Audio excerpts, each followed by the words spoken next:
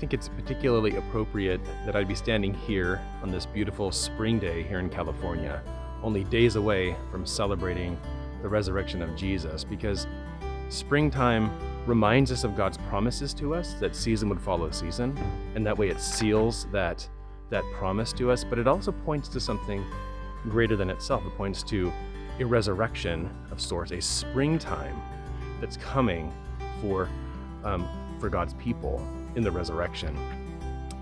These sorts of things have become particularly important to our family, this reality of resurrection, because some of you know, many of you know, my wife recently was diagnosed with her third round of brain cancer. It's been a 16-year journey. And oftentimes those things that we hear and we receive into our minds, we believe. But until those truths touch us in a very tangible way, they're really just out here somewhere.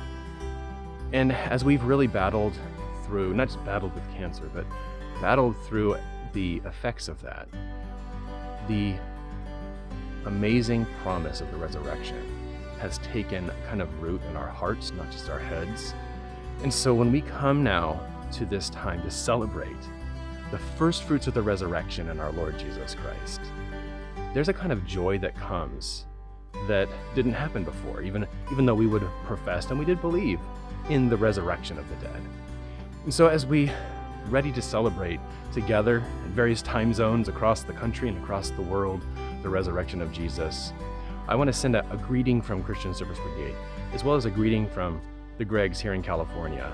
And I want to encourage you to take a moment, do something uncomfortable, ponder the reality of our mortality, the brevity of life, but do so that you can ponder with a greater joy than maybe you have before what Jesus secured for us in his resurrection. He's the pioneer. He's the first fruits of what we get to experience. And that's what we celebrate this Sunday, this Easter Sunday, and really every Sunday.